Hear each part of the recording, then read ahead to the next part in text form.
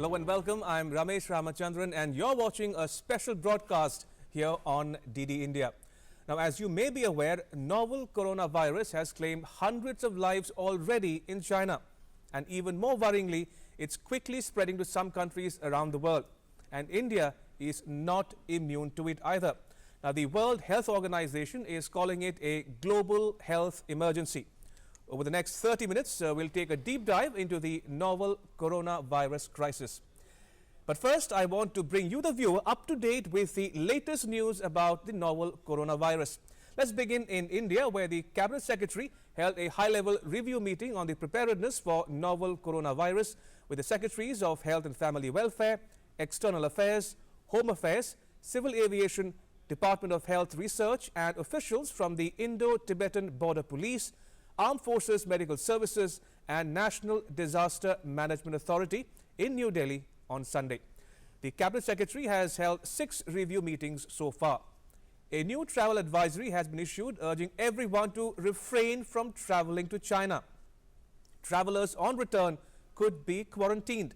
Also, anyone with a travel history in China since 15th January this year and from now on could be quarantined.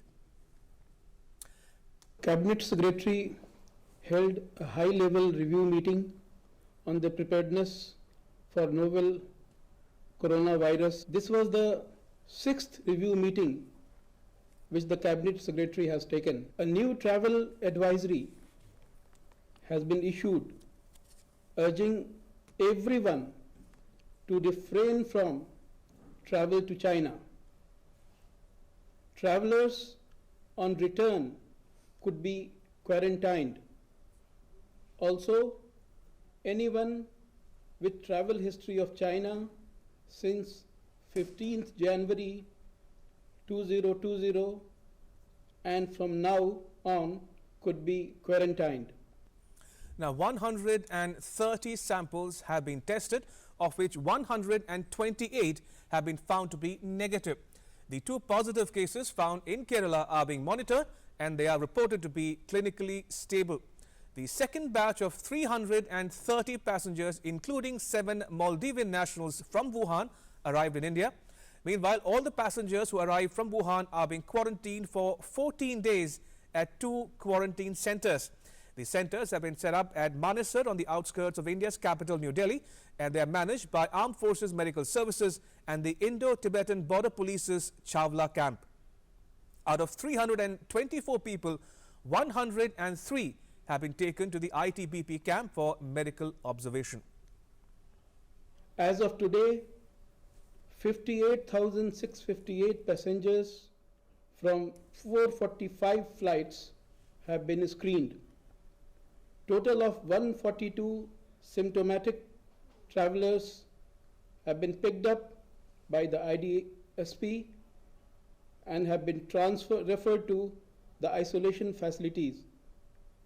130 samples have been tested, of which 128 have been found to be negative. The 2 positive cases found in Kerala are being monitored and are clinically stable. Now, the Indian government has temporarily suspended the e-visa facility for Chinese passport holders. The facility for submitting applications online for a physical visa from China has also been suspended. The Indian government has clarified that an e-visa already issued to Chinese nationals is temporarily not valid. Meanwhile, those with compelling reasons to visit India have been asked to contact the Indian Embassy in Beijing or the Indian consulates in Shanghai or Guangzhou.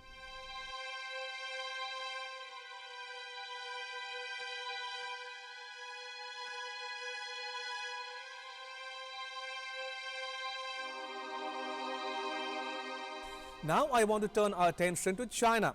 Now, China is struggling to cope with the deadly novel coronavirus.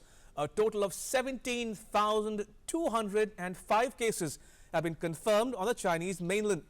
At least 175 cases were confirmed in more than 24 countries.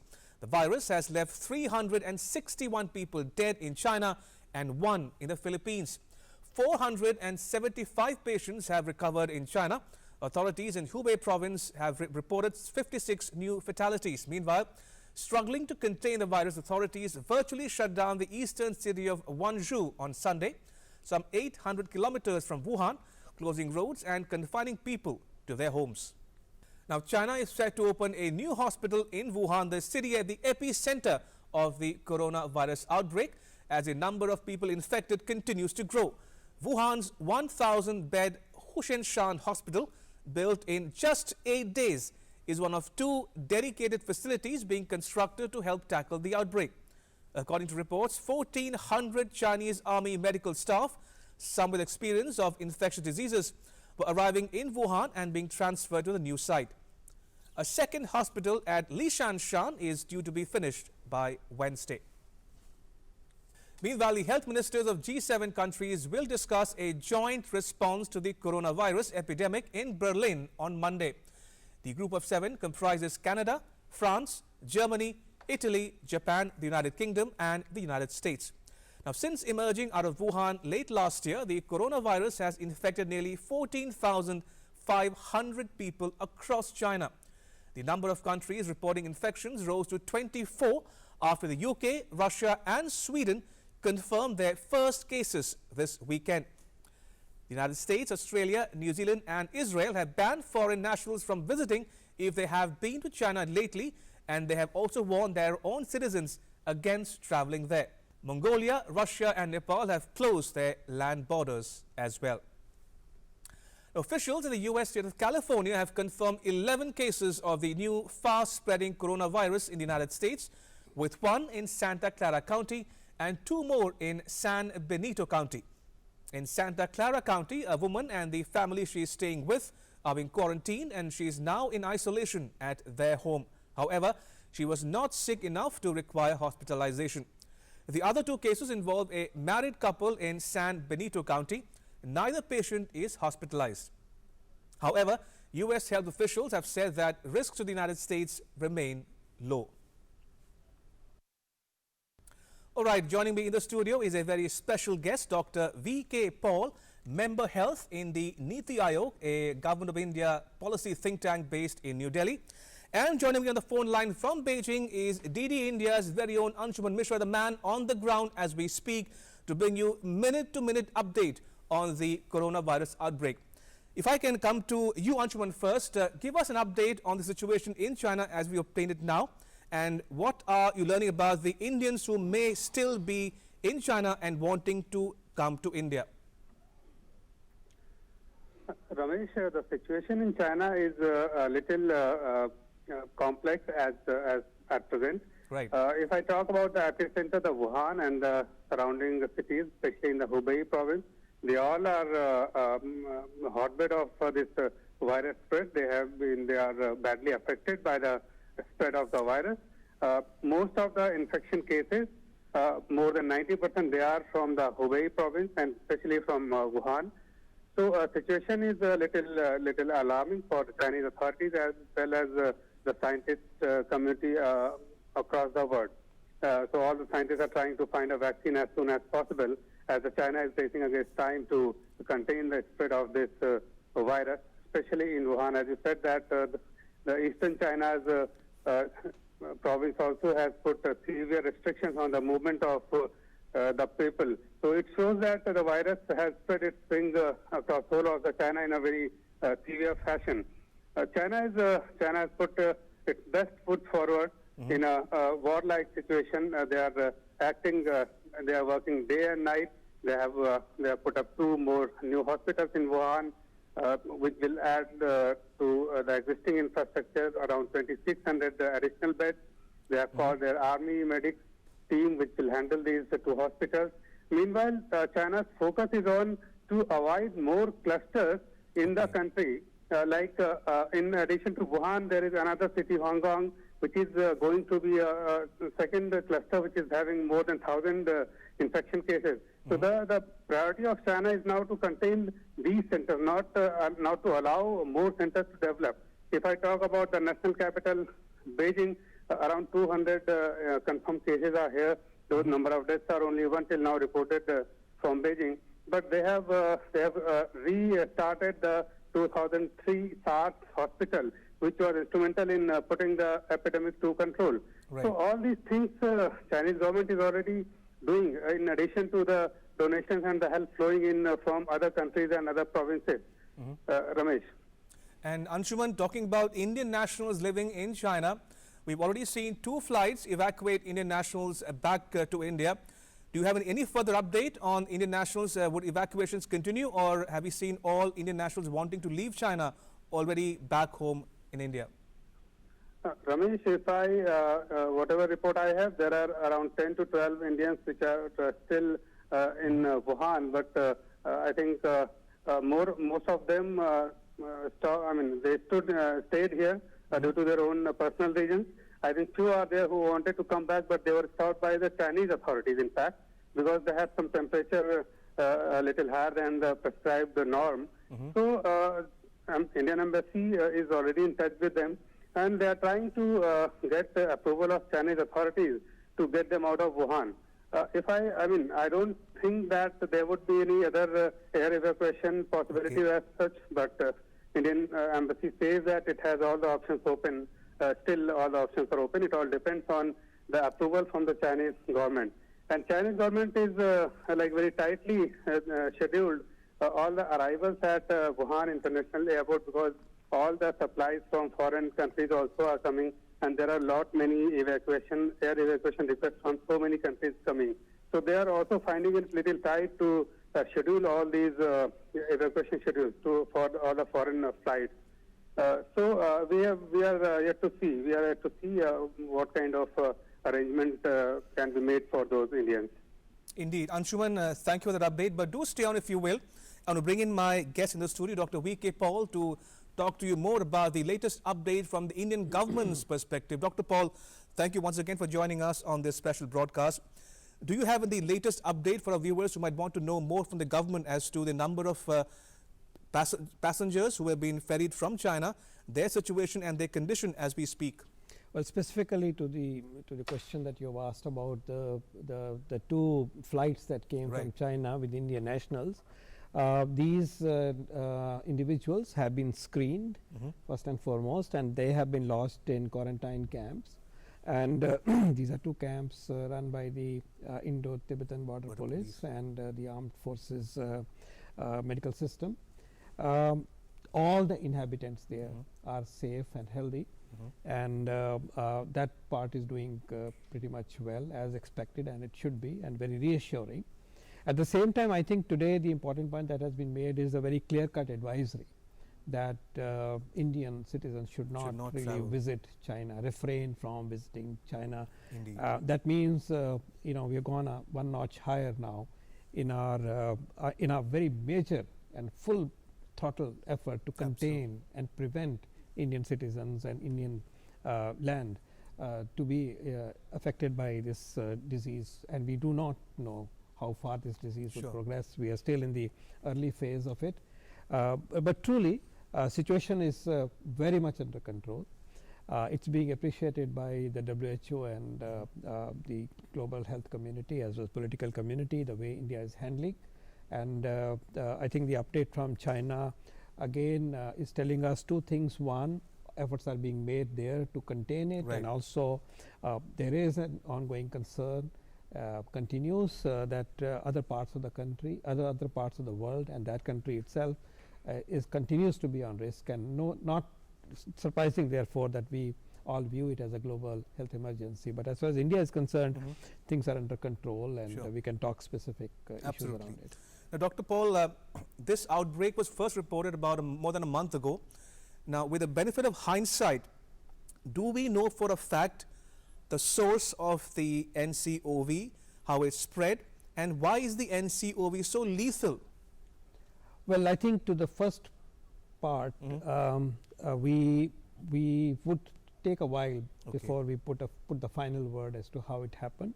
It is clearly a spread of the virus from the animal kingdom to the humanity. In that sense, there are some thoughts about how it might have happened in a place where the material from various animals is all together in a marketplace, for example. There are other thoughts around it. I think we should wait. Now, it doesn't matter how it came about, because the creation of this virus brings in the materials from other viruses, and it's a new virus. That's why we call it a novel virus in that sense.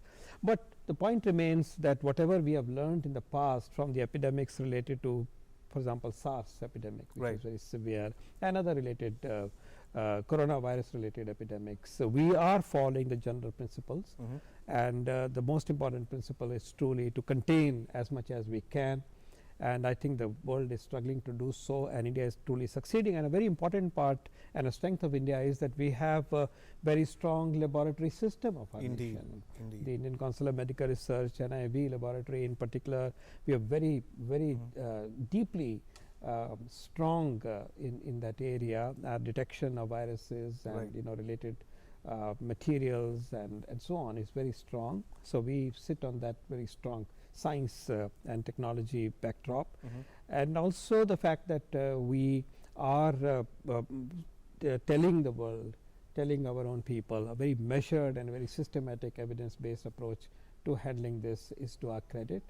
And the way the whole country system has come forward, multiple dimensions, aviation dimension, general outlook, visa issues, laboratory responsiveness, and looking after the patients that are there, is a very fulsome and wholesome response to an coronavirus. Dr. Paul, now I have with me this mask. Now it's easily available in the market these days. Now my question to you is, and everybody wants to know, is this mask a prevention enough to prevent the spread of the NCOV from one person to another, or is it effective at all?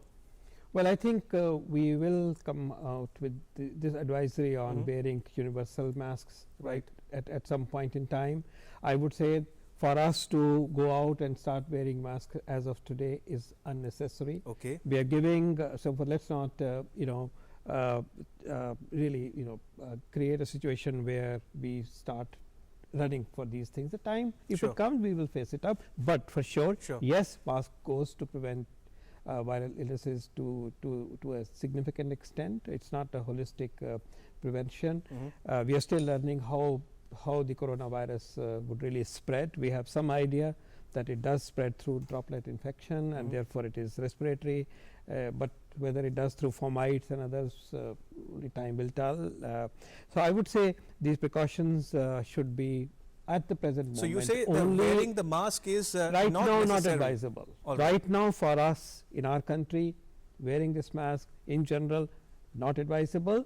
In situations where we are close to patients, for healthcare workers, there will be advice that will be provided to them. For the individuals that have been quarantined, yes, there will be some advice. I think we just be alert at this moment. That's my advice. And one quick follow-up query, Dr. Paul. There's a lot of talk about the N95 mask. Now, what is it, and how is it different from this ordinary mask? Well, N95 is a much more standardized mask, which is known to be able to protect against small particles, small pathogens such as the viruses. But I think the discussion on masks should really wait for a while. All right. Now, coming back to the Indian, you spoke about the Indian institutes, which are doing a fairly decent job in tackling this crisis. Let's talk a bit about our capacity and capabilities. Now, how well equipped is India to deal with a crisis of this magnitude? For a crisis of this nature, there is a base of science, base of the health system, and base of clinical facilities and public outreach. That all comes together. So far, we have done very well. We have done extremely well. We know which patients have the disease. We are screening them well. Fortunately, at this stage, at least we know that it's one epicenter that we have to be concerned with. At the same time, as I said, the science component and the laboratory diagnostic component has been strengthened, and we have a very major strength. One of the best in the world, truly. And the other part is truly to be able to be ready for the eventual care of these patients in the hospitals. And on that front also, there is a total effort at creating potential spaces where such patients have to be looked after, isolation wards if need be, and not only what we have immediately, but also planning as to what more can come in Sure. if at all the situation becomes so much that we have to push some other priorities a little bit further and to look after these patients. So that preparation at the level of the individual institutions, particularly large hospitals where intensive care if necessary would also be required and be provided, Right. but also in our medical colleges, in our district hospitals, eventually we will be in a position to move in that direction, and we are ready with the critical mass of hospital based care. No need to worry at all. All No right. need to worry at So all at the Dr. moment. V.K. Paul says no need to worry, things are under control and one need not create panic by wearing such masks. The government of India will advise Indian nationals when the time comes to take additional precautions, but at the moment he says this is unnecessary. Right, and talking about the other issue, Dr. Paul, many videos are doing the rounds on social media, on Twitter, on Facebook and on Instagram.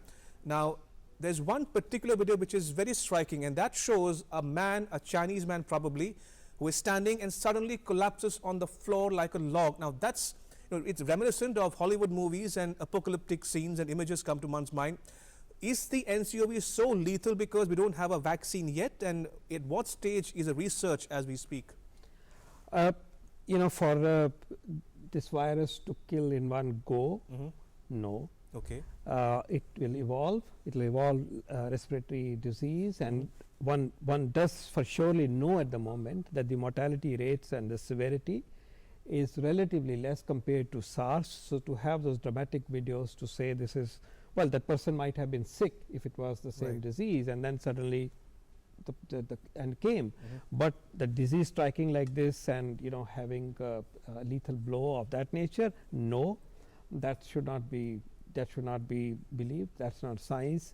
At the same time, yes, because it is a virus which is spreading, there are two other tracks of science that are Right. being pursued globally by the global health community, including our own country. Are there any drugs that we can use if need be?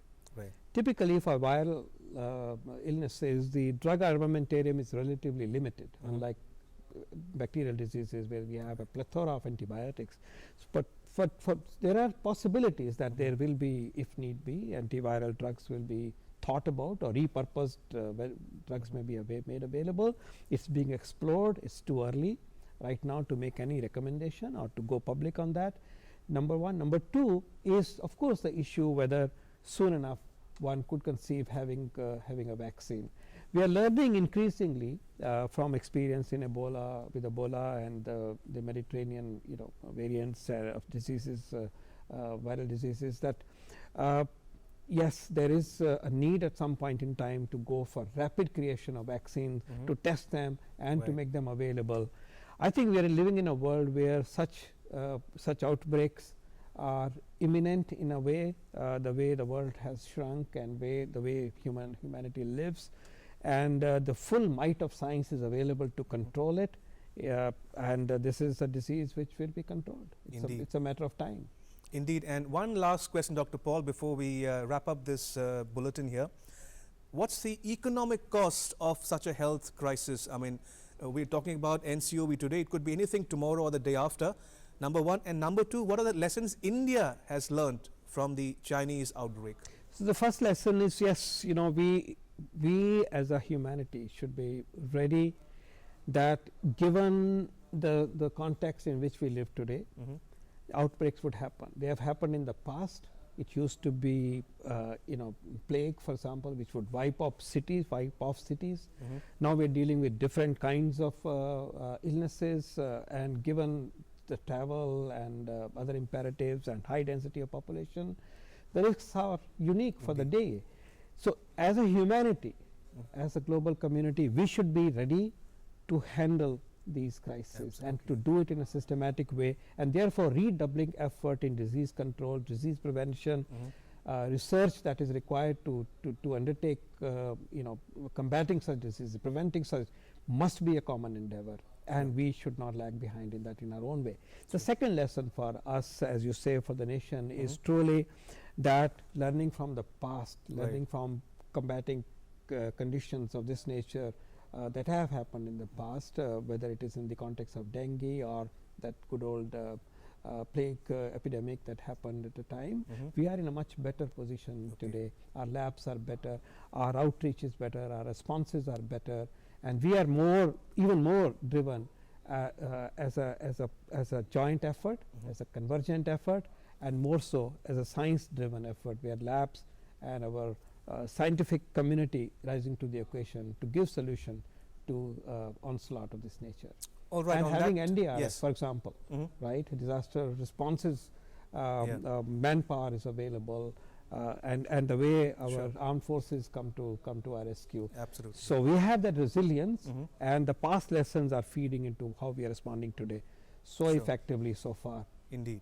On that note, Dr. V.K. Paul, thank you so much for joining us on this special broadcast. Appreciate it. Thank you for your time. So much. Thanks. Well, that's a wrap on this special broadcast, but news continues here on DD India. You can catch all the latest updates on our social media, mobile and digital platforms. Thanks for watching. Bye-bye.